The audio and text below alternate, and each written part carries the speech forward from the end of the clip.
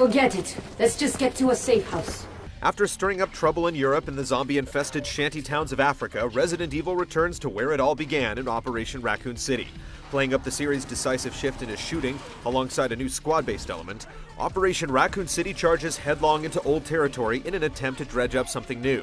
But is this reunion tour through one of gaming's most famous pit stops ultimately worth a visit? Course not.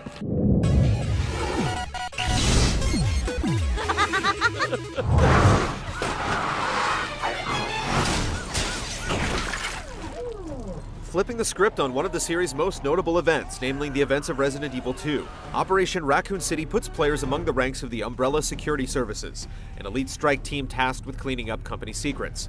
Idle banter by your merry band of masked marauders infuses the sparse plot with fleeting strains of personality, but with a narrative that fails to capture the campy exuberance of past games, the experience feels like a perfunctory retread. It bears mention that one particular bump in the road engages in a playful game of what if that allows you to retcon the Resident Evil canon, but even altering the events of the past doesn't provide much of a payoff by the time the credits roll.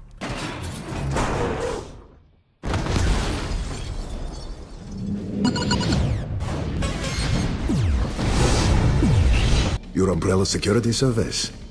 Upper management must be in a panic if they set you. Cutting its teeth on the front lines of the recent SOCOM games, developer Slant 6 brings its past experience to bear in the squad-based revision on Resident Evil. Most notably taking cues from the shooting-heavy iterations of the franchise, Operation Raccoon City is littered with an abundance of spare guns, spry undead, and linear waypoint-guided objectives. So hang on to that weird rooster key for now. You won't find much use for it amidst the currents of the game's single-minded pace. Collect the necessary components. Where player progression is concerned, the game focuses heavily on the notion of finding and developing a particular role in combat. With a varied selection of class, weapon, and skill loadouts, the game certainly gives players a fully stocked toolbox to play around with, especially when it comes to the unique abilities of each individual class.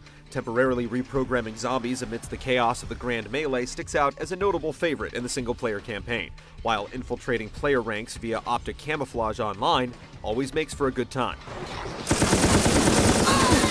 If only the same could be said of the actual campaign. Composed almost entirely of a relentless slog through gauntlets of spongy enemies, it simultaneously lacks the thoughtfulness of the older, more deliberate games, as well as the more imaginative, action-driven set pieces of recent installments. The game hardly takes any opportunities to surprise you amid its sterile slate of scenarios, and the road process of chasing down waypoints doesn't do the campaign any favors in taking the edge off the tedium. So what's the objective? Multiplayer offers a brief recourse from the madness with a set of solid match types riffing off classic competitive tropes like Capture the Flag, as well as relatively original ones with a getaway-themed survivor mode. Unfortunately, not even a few frags in Biohazard mode ultimately do much to ameliorate the overarching issues of the game, hampering Operation Raccoon City's footing for an enduring experience past the drudgery of the single-player campaign. For better or worse, at least, the climactic resolution does come a mere 5 hours after deployment, ensuring that this dead horse isn't beaten for long.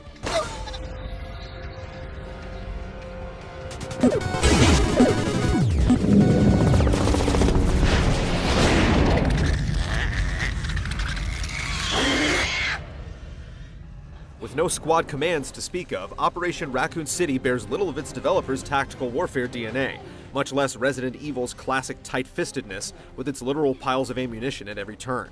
This action-oriented third-person shooter bears only a passing resemblance to the more recent entries in the series, though even that is a bit of a stretch. In place of the crunchy controls offered by Resident Evil 4's now ubiquitous stop-and-pop gameplay, Operation Raccoon City instead paves its own cobbled path, with a poor facsimile of cover-based controls. All personnel are to evacuate immediately. Positioning your character behind cover simply comes down to walking toward an obstacle, a clumsy and inaccurate process that more often leads to bumbling bouts of exposure instead. Melee additionally feels languid and limited, though the game's major malfunction lies in its sense of shooting, which just feels off. Guns circa 1998 apparently carry the stopping power of a pea shooter, and the visual feedback from airing out foes is woefully deficient. Often you may not be able to tell if you're actually hitting things from across the room.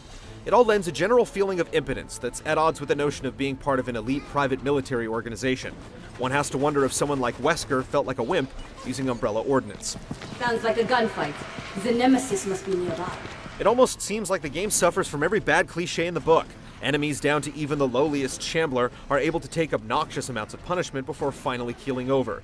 It's often difficult to get a sense of what's happening in the muddled throes of battle, and the AI governing enemy behavior ironically comes a little too close to the brain-dead masses ambling about. Worse yet is your squad mates slip into the same catatonic state.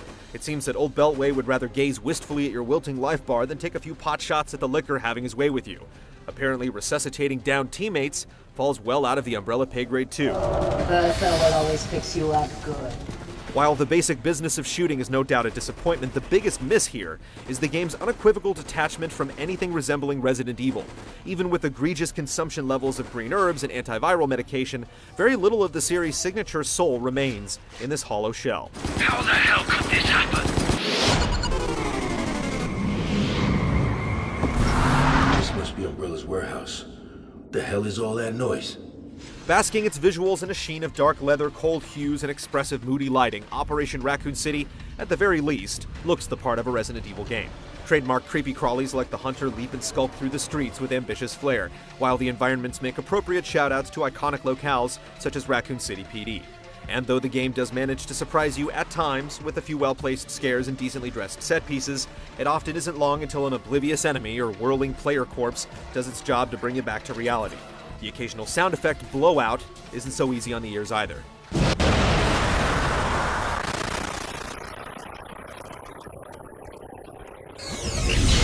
Command! This is hopeless! We've got to get out of here!